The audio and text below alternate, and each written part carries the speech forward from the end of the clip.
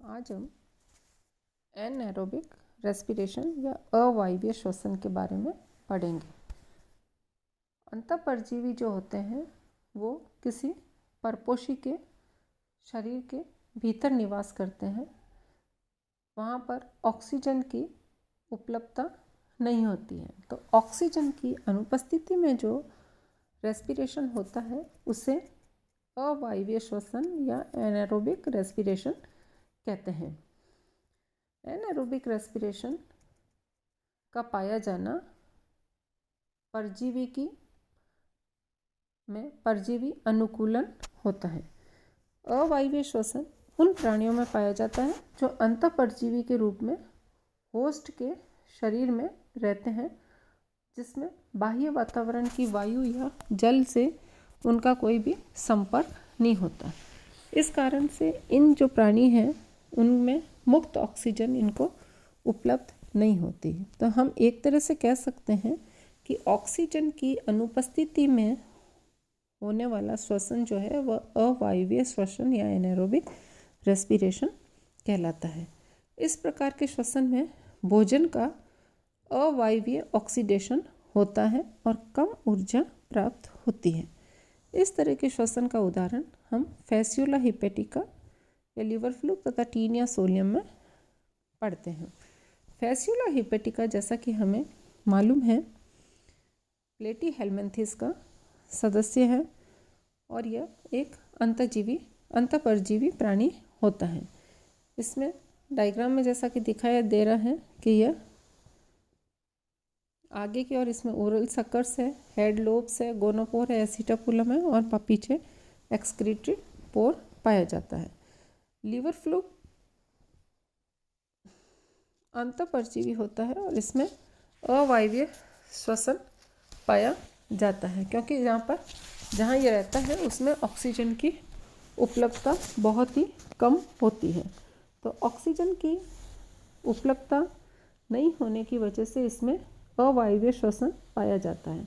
जहाँ oxygen present होती है वहाँ एरोबिक रेस्पिरेशन होता है।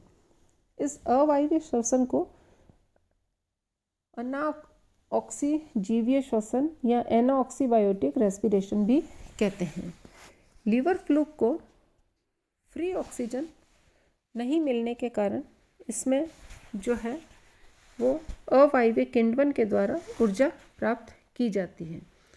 इस प्रकार से जो इसकी बॉडी में ग्लाइकोजन होता है वो ग्लाइकोसिस के प्रोसेस के द्वारा पायरुविक एसिड में चेंज होता है। पायरुविक एसिड का डीकार्बोक्सिलेशन होता है जिससे कि एसिटाइल कोएंजाइम का निर्माण होता है। एसिटाइल कोएंजाइम के रिडक्शन से फैटी एसिड का निर्माण होता है। तो इसमें इन निम्न चरणों में ये प्रक्रिया पूरी होती है। जो बॉडी के अंदर ग्लाइकोजन संचित होता है वो फैटी एसिड और कार्बन डाइऑक्साइड में बदल जाता है और ऊर्जा मुक्त होती है। तो फर्स्ट इसमें ग्लाइकोजन का ग्लाइकोसिस की क्रिया द्वारा पायरुविक एसिड के बदला जाता है जिससे ऊर्जा मुक्त होती है। पायरुविक एसिड का फिर डीऑक्सी कार्बोइलेक्शन द्वारा कार्बन डाइऑक्साइड और एसिटाइल को ग्रुप में बदल दिया जाता है। ये एसिटाइल ग्रुप जो होता है एसिटाइल कोएंजाइम ए से क्रिया करके ये एसिटाइल कोएंजाइम का निर्माण करता है और इस तरह से इसमें acetyl coenzyme A fatty acid में बदल जाता है जिससे कि ऊर्जा का इसमें निर्माण होता है। तो इस क्रिया में जो कार्बन डाइऑक्साइड बनती है वो इसकी जो शरीर की जो सतह है उससे विसरित हो जाती है और जो फैटी एसिड है वो उत्सर्जित तंत्र द्वारा उत्सर्जित कर दिए जाते हैं। तो इसमें रेस्पिरेशन की क्रिया इस तरह से संपन्न होती है। नेक्स्ट है टीनिया सोलियम। टीनिया जो है वो भी एक लिवर फ्लूक की तरह अंतःपरजीवी प्राणी होता है। इसमें भी श्वसन के लिए कोई विशेष अंग नहीं पाए जाते। लिवर फ्लूक की तरह इसमें भी एनारोबिक रेस्पिरेशन या एनऑक्सीबायोटिक रेस्पिरेशन होता है।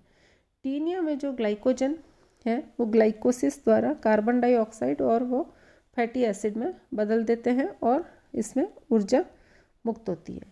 टीनिया में जो फैटी एसिड के अलावा कुछ और कार्बोनिक एसिड भी उत्पन्न होते हैं और इसमें भी जो रेस्पिरेशन की क्रिया है वो लीवर फ्लू की तरह ही संपन्न होती है।